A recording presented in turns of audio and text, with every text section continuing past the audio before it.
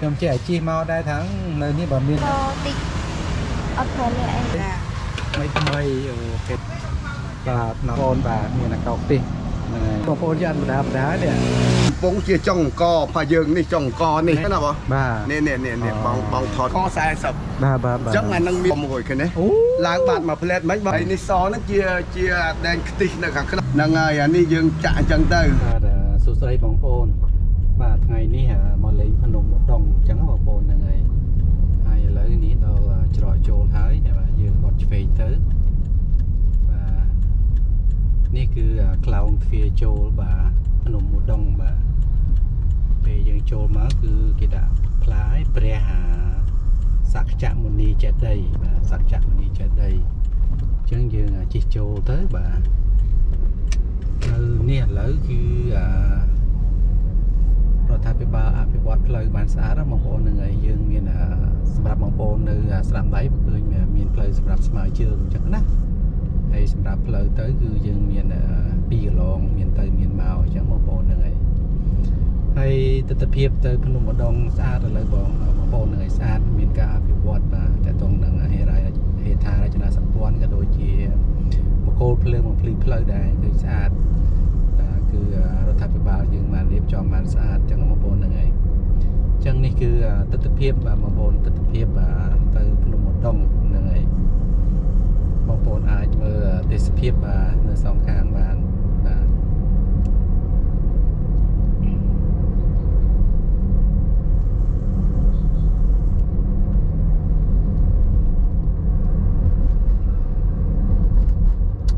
ខ្ញុំមកពេលព្រឹកបងប្អូនថ្ងៃហ្នឹងឥឡូវស្មើហ្នឹងគឺម៉ោង10ជាងបាទ19នាទីអាកាសធាតុសម្រាប់ខែ11ហ្នឹងគឺត្រជាក់បងប្អូនត្រជាក់ហ្នឹងហើយអញ្ចឹងយើងដើរលេងអត់សូវក្តៅទេហ្នឹងហើយអត់សូវក្តៅទេហ្នឹងហើយបងប្អូនមកស្មើនឹងស្រួលជាអត់ស្ទះទេពេលព្រឹកបាទអត់ស្ទះទេហ្នឹងហើយឥឡូវយើងមើលឃើញកំពូលចេតិយផ្ដាហើយហ្នឹងហើយ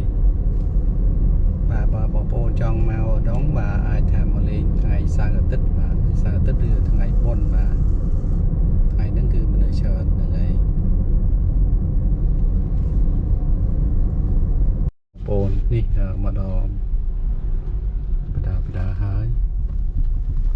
អូសួស្តីបងប្អូនហ្នឹងមកដល់ហ្នឹងដូចគេមានលក់អាកោខ្ទេហ្នឹងបងប្អូននេះអូសួស្តីបងប្អូននេះមុននឹងដល់ភ្នំឧដុង្គឥឡូវបងប្អូនយើងគាត់មានលក់អាកោខ្ទិះបាទអាកោខ្ទិះនេះបងប្អូននេះបាទ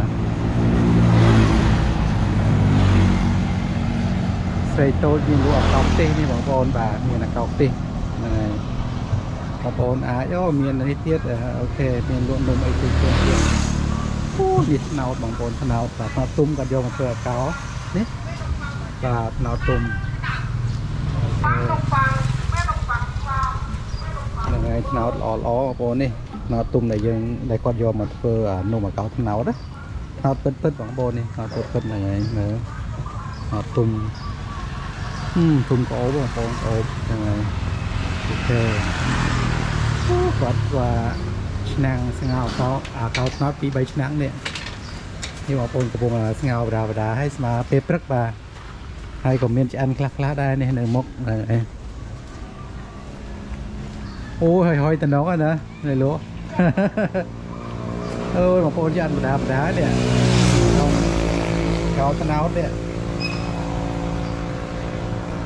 អូយតំណងណាអានេះយើងចាក់វាទៅក្នុងហ្នឹងមែនទេចាក់បងអាហ្នឹងទីខាងក្នុងចាក់ទីខាងក្នុងណាអូដូចនៅបដាដែរណាធ្វើទេអត់ទេហ្នឹងហើយតោះហើយបងប្អូនយើងមើលទស្សនភាពតិចហ្នឹងហើយឥឡូវមកចំពេលគាត់ចាក់កោមកបងប្អូនហ្នឹងហើយនេះអូខេអូយមកដល់បងប្អូនប្រធាននឹកសៀមរាបមកទៅម្ដងក៏បានទេធ្លាប់ទៅសៀមរាបបានញ៉ាំអាកោថ្នោតបណ្ដាឥឡូវដងយើងបងប្អូនយើងមានធ្វើលក់ដែរល្អមែនតើអញ្ចឹងណាខ្ញុំចេះជីមកដែរthángនៅនេះបើមានលក់អាកោថ្នោតដូចនៅសៀមរាបទេល្អណាស់ឥឡូវឃើញបងប្អូនយើងគាត់ចាប់ដើមដាក់លក់ទឹកដាក់លក់តែមែនទេចាបងអូខេ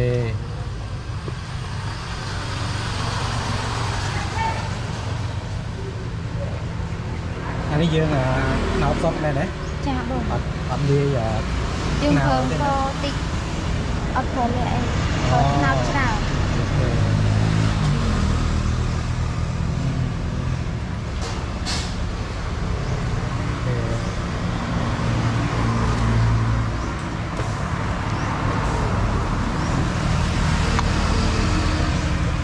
ហ្នឹងខ្ទិះវាណា ចា នេះមកបងខ្ទិះបាទ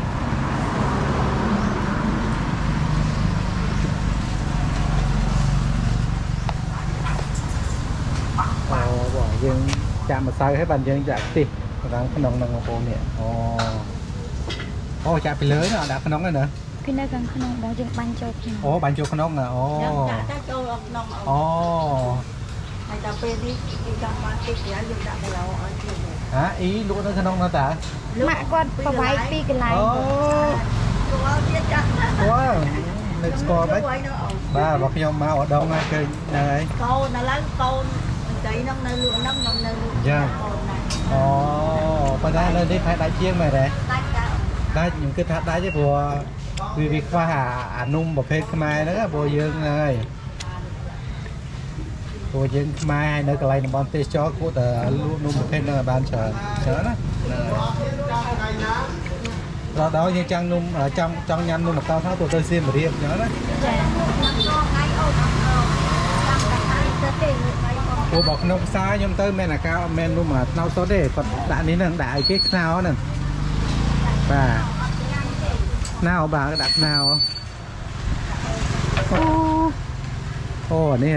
ឲ្យលើកមកដាក់លើហ្នឹងហ្មង ចាដាក់ខ្ញុំហ្នឹង អូនេះបងប្អូននេះគាត់ដាក់ចំហុយហើយ ចា ថ្មីថ្មីអូខេ ថ្មីបងដោយសារយើងដាក់បដាយើងដាក់ខ្ទិះកដាលបដាហើយនៅដល់ពេលឆ្អិនទៀតយើងមានខ្ទិះពីលើទៀតហើយយើងមានចប់ខ្ទិះមួយទៀតអូនសុំខ្ទិះមួយតិចមកអាខ្ទិះប្រអប់ហ្នឹងអូមានទេ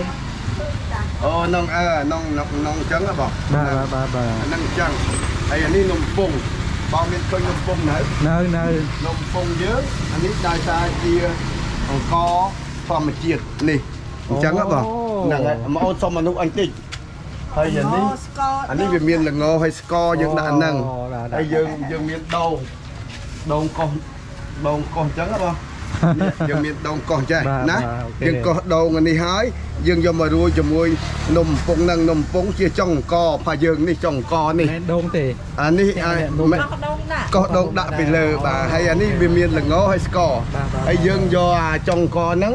យកមកចាក់ចូលក្នុងនេះ អូ ហើយ3នាទីឆ្អិននេះក្នុងពងអូនកាន់នេះនេះអានេះ3នាទីឆ្អិននេះដោយសារយើងចាក់អញ្ចឹងទៅណាអានឹងចាក់អញ្ចឹងទៅ3នាទីឆ្អិនយើងដកចេញមកយកមកដាក់ក្នុងនេះអញ្ចឹងហ៎បងហ្នឹងហើយហើយអានេះជាល្ងជាស្ករយើងរួយពីលើហើយអានេះយើង ហើយចុងកនេះយើងលាយគេ ចុ ខ្លះ ងកហ្នឹងយើងដាក់ត្រាំហើយយើងយកមកសោះឲ្យស្ងួតហើយនឹងបានយើងរាយវាឲ្យទៅវាចលនាអញ្ចឹងដើម្បីច្បាច់ឲ្យមកដើម្បីយើងសោកចូលក្នុងនេះ អូប៉ុន្តែ ហ្នឹងហើយ តែមានលាយដូងអត់ទេ អត់ដងទេ អូអាហ្នឹងក៏អាហ្នឹងក៏សុទ្ធទេអញ្ចឹងហ៎ អាហ្នឹងដល់ពេលអញ្ចឹងយើងដាក់នេះយើងចាក់អញ្ចឹងចាក់ចូលអញ្ចឹងហ៎បងនេះហើយវាឆ្អិន3នាទីហ្នឹងហើយកតាំងនេះអានេះចេះអានេះកតាំងចេះ តើហើយចាក់ទៅមកកំពុង ហ្នឹងកតាំងហើយយើងចាក់អង្គនេះចូលអញ្ចឹងណាបង បាទ នេះបងថតយកមើលដើម្បីយើងអាយ៉ាអូហ្នឹងច្រើនពេកអាហ្នឹងបាទក៏ចូលទៅអញ្ចឹងចូលទៅវានេះហ្នឹងហើយពុកវាដល់ពេលអញ្ចឹងប្រហែលជា3នាទីក្រោយមកឆ្អិនមកអាហ្នឹងអញ្ចឹងនេះតែអញ្ចឹងបងនេះ ឆ្អិនវាហុយ នៅដល់ឆ្អិនវាហុយនៅតាមជុំវិញ តែ ដែរ វាមានតែម្សៅសោះហើយក៏វាឆ្អិនវា វាដោយសារយើងដុតភ្លើងទឹកពីក្រោម អូមានចំហាយទឹកចេញមក យើងដុតខ្ជុំចក្រានដុតខ្ជុំពីក្រោមហ៎បង បាទ ដុតខ្ជុំពីក្រោមដើម្បីឲ្យវាចំហាយ ចំហាយ តាម ចេញ លើ មក ដូចយើងដាក់បាយចឹង អូ បាទដូចយើងដាក់បាយដែរ អូខេអានេះយើងចំហុយមែនទេ បាទហើយអានេះយើងពេលយើងឆ្អិនពីនោះយើងលើកយកមកដាក់ក្នុងឡាំងសឹងកដៅ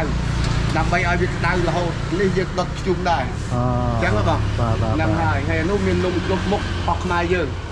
អូនេះបងប្អូនបាទ នេះហើយនំនេះយើងធ្វើដៃនំអស់នេះយើងធ្វើដៃផ្ទាល់នេះយើងលុញទៅយើងពង อันนี้ยังจักในขนมปุ่มตะลาว បាទ จังครับบ่นั่งไงอันนี้ยังมูเวียอันนี้แกหาว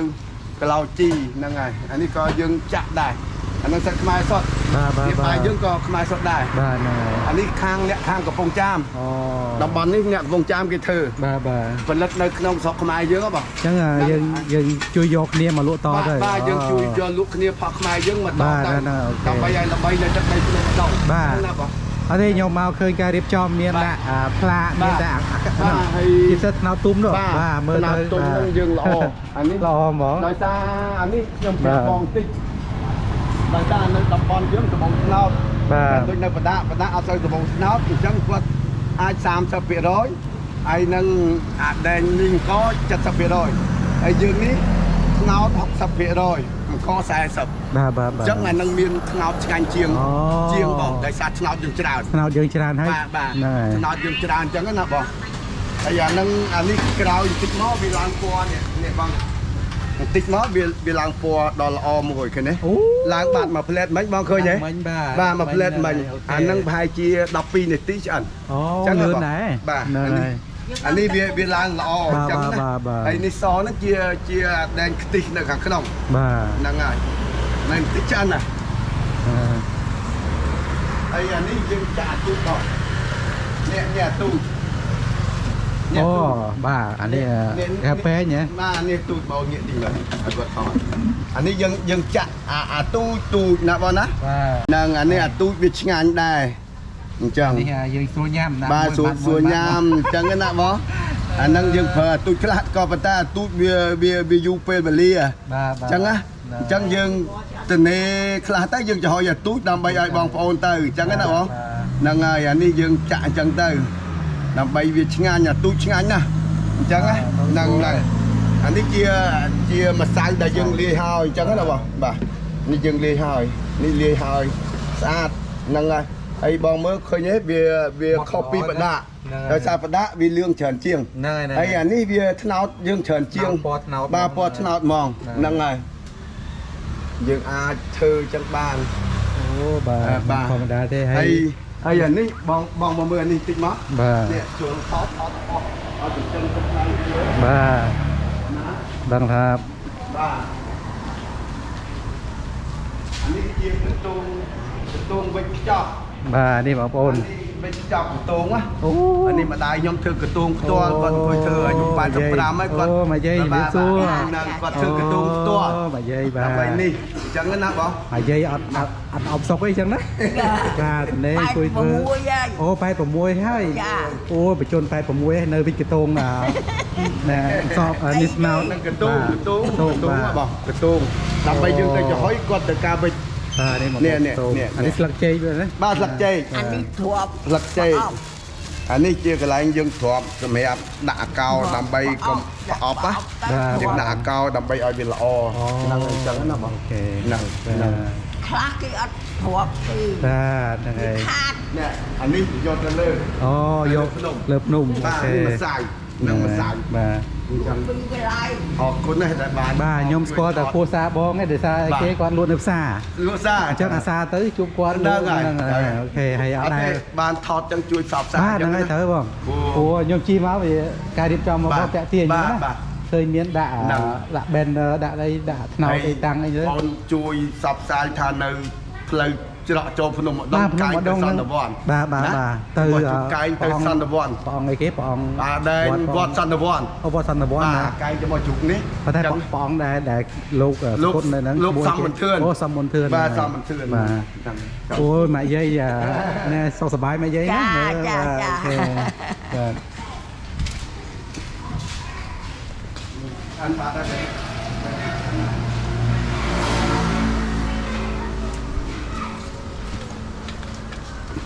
ែរនេះអានេះឡើងជាងមិញ អូឡើងហើយបងប្អូនហ្នឹងហើយឡើងហើយ មិញបងប្អូនឯងត្រង់នេះត្រង់វាត្រង់ស្រាលជាងអានេះចិត្តឆ្អិនហើយអញ្ចឹងណាបង លឿនណាស់ណា លឿន 5 10នាទីលឿន បាទ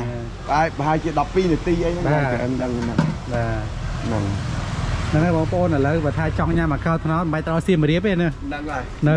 អូដុងរបស់យើងហ្នឹងក្នុងអូដុងបាទ ផ្លូវឡើងទៅកាច់ចំមុះជុកនៅសន្តិវង្ស បាទ ពីស្ដាប់ដៃមកផ្លូវចុងភ្នំមកនៅស្ដាប់ដៃគាត់ បាទហ្នឹងនៅផ្លូវទៅភ្នំហ្មងហ្នឹងហើយ បាទហ្នឹង អត់ពិបាករកបងប្អូនមកឃើញហើយហ្នឹងហើយ នៅខាងស្ដាប់ដៃ អូខេ អត់នេះឲ្យគាត់មើលមួយនៅឆ្អិនហ្នឹងពួកនេះនៅទីគាត់ ទៅអត់អីទេបាទ គាត់មកនេះជិតខុសឆ្អិនណា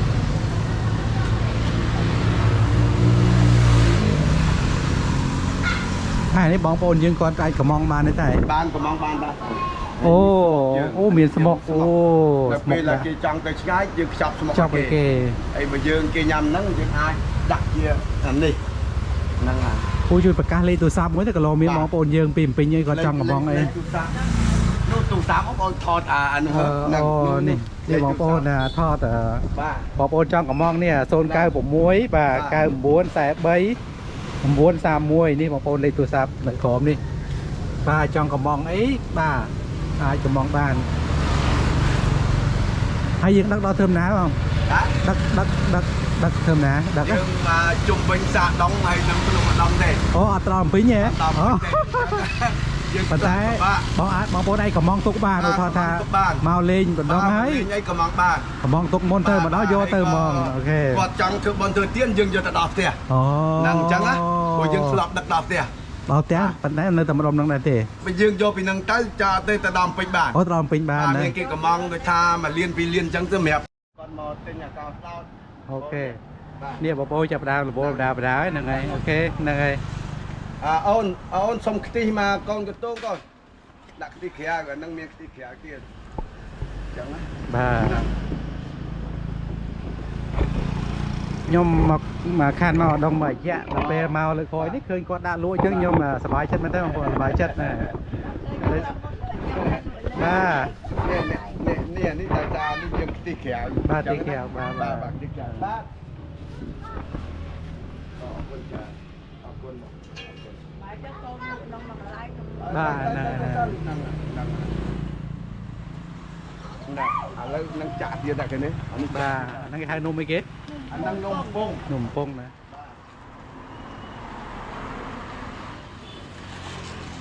អានេះយើងបោណាអានេះយើងត្រៀមនៅពេលអានេះឆ្អិនយើងយកអានេះយកមកលើកអានេះចាញ់យើងដាក់អាទូកនេះ អូ ណា បាទ យើង បាទ ចោលអាទូកនេះ បាទ នេះឡើងល្អនេះឃើញទេ ហ្នឹងហើយ ហ្នឹងអានេះឡើងល្អ អត់នេះត អត់តឆ្អិននេះបន្តិចទៀត បាទ នៅពេលយើងឆ្អិនយើងដកអានេះចាញ់យើងដាក់អាទូក ដាក់តូចចូល ដើម្បីយកអាទូកមកលក់ ចឹងបន្តគ្នារហូតណា បន្តគ្នារហូត បាទ ហ្នឹងហើយហើយនេះយើងដាក់ម្ដង5នំ5ពងហើយយើងដកមកប្រអប់គឺ5នំ អូ 5នំគឺស្មើនឹង5000 អូអញ្ចឹង1,000 បាទ1000ដែរ អូខេ1,000 អានេះជាអង្គសុតនេះជាចុងកសុត បាទ បាទដាក់នេះឈើមួយមកទៀតបាទយកផៃបងប្អូនដាក់ឈ្មោះអីផង ហេកហ៎ បាទពេលចាញ់ផៃ TikTok បាទ តែខ្ញុំ TikTok ឲ្យបាទអត់អីទេបាទ TikTok ណែ TikTok ទុះជាងផេកទៀត TikTok ទុកជាងហ៎ បាទ អាហ្នឹង គេមើលច្រើន ជាស្អីគេបងតែបងប្អូន នេះ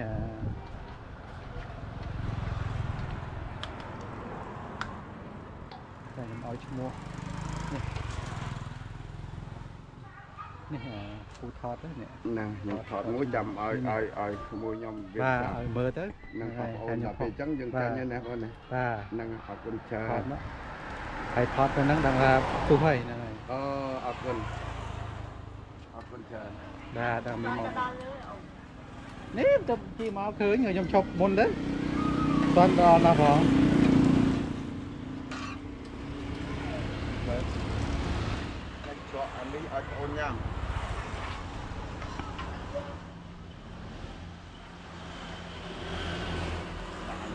ខ្លះ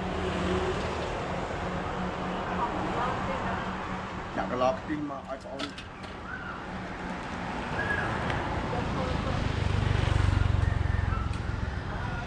ទូចអត់ឆ្អិនកុំអីច្រកទូចឲ្យទៀត អត់អីណែ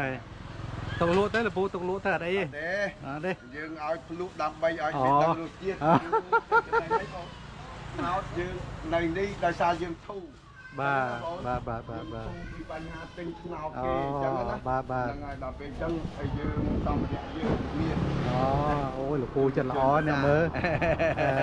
អរគុណច្រើនបាទអរគុណច្រើនលោកគ្រូអូខេអរគុណខ្ញុំសប្បាយចិត្តជំនួសអ្នកលក់នេះឆ្អិនណាស់មើលឲ្យអូនដាក់មួយណានេះបងណាអានឹងឆ្អិនហើយទៅយើងកណានោះបងអូនថតជាប់ណែមិញនេះហ្នឹងហើយអញ្ចឹងអានឹងគេហៅនំពងបាទនំពងហ្នឹងហើយនេះ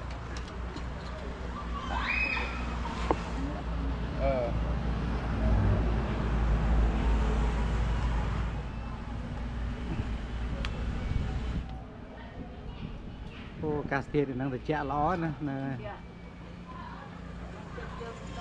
បាទ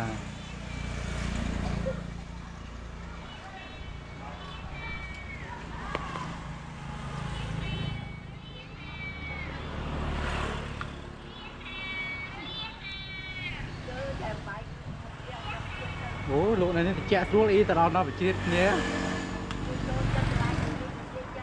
បាទនេះចតតឡានបាទចតតឡានទិញបានហើយមិនចាំបាច់ទៅជ្រៀតគ្នាឲ្យតែលក់ឆ្ងាញ់តែមិនខ្វះទេណែបាទចុះអាចក្រាន2 3នេះអានឹងត្រៀមស្ងោរដែរអីណាពេលណាមនុស្សច្រើនយើងអាចប្រកាសអត់ទាន់យើងដាក់អូបអត់ទាន់អានេះបាទនេះគាត់ត្រៀមបងប្អូននេះក្រាននេះធំ1 2 3 4 5គាត់ចក្រាន5បាទហើយនៅលើបាទអូនេះមកយាយបាទទៅមើលគាត់ថតគាត់ជុំយាយបែរមុខមកបងគាត់ថតបាទមើលមកយាយគាត់វិចកតងហ្នឹងហើយបែរមុខឡើងទៅនោះអត់អីនេះមកយាយកំពុងតែនេះវិចកតងបងប្អូនកតងនេះកតងសម្រាប់សំមិនមែនសំទេនំថ្នោតមកយាយបញ្ជន86បងប្អូនមើលហើយសុខភាពល្អណាស់ហ្នឹងហើយនៅធ្វើការងារបានធម្មតាដើរបានជប់ចុះនេះភ្នែកអីមើលបានធម្មតាណាមកយាយណ៎ចាដោតព្រមចូលបានដែរអូដោតព្រមចូលបានទៀតអូចាញ់មកយាយអីចឹងបែប6បាទបែប6អូបាទមកយាយសុខភាពល្អណាស់ចឹងហ្នឹងហើយអូបាទនំហ្នឹងតាធ្វើកខុសអត់ឡើងអូអញ្ចឹងប្រហែលជាអ៊ីចេះមកពីមកយាយទៅដែរ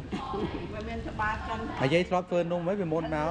ធ្វើលក់តាំងពីអូអញ្ចឹងតនំហ្នឹងគឺតជំនាន់អីចឹងតាំងទៅងាត់ចាអូអូខេហើយដល់កន្លះអាស័យមែនអត់អូជំនាន់មុនប្រើលកស័យខ្ទាស់ហើយដើមអាស័យហ្នឹងយើងកាប់វាហ៎បាត់អូយកយើងធ្វើមកចូលដើម្បីដោតកតងណាជាបងប្អូនស្លឹកចេកកាត់បាទមើលប៉ិនបាត់ដៃនឹងមកបត់ធ្វើកតងហ្នឹងហើយនេះបាទ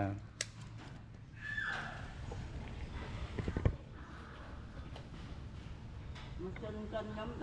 ដែរអូម៉ាស៊ីនកិនម្សៅហ៎អូបាទតែមួយគាំងមួយទៅវាអត់ណាកាយកិន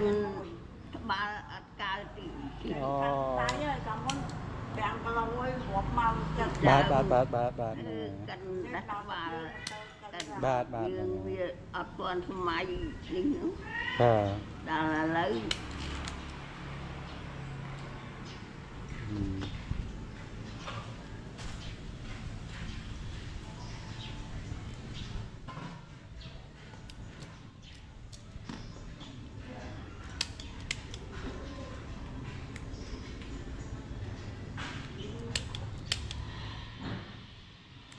ខ្លះណា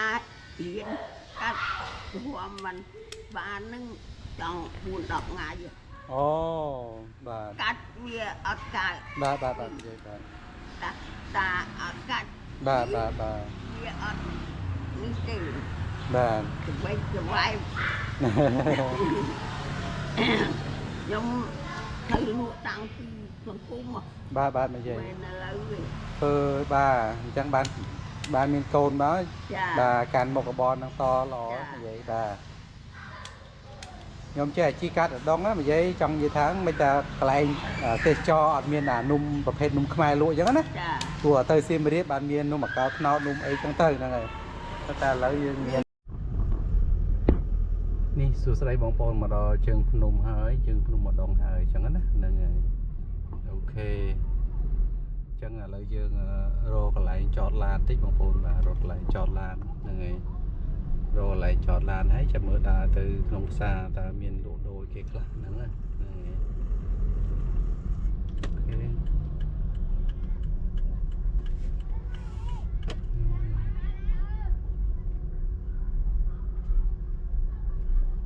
អូកន្លែងចតឡានតិចសិនហ្នឹងហើយ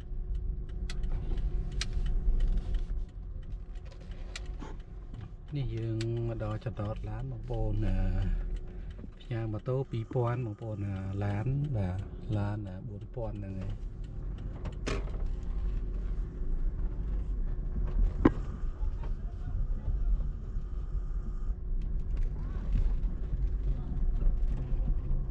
ើយហើយដល់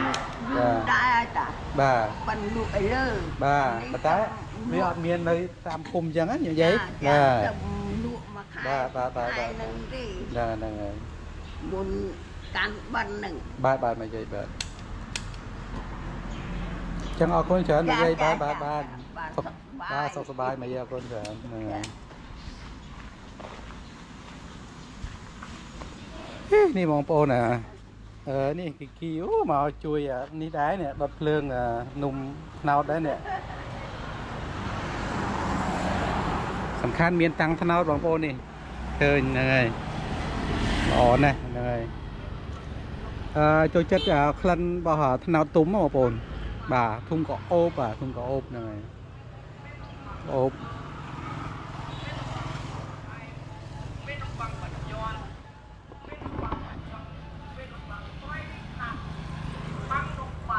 អរគុណអីទៅ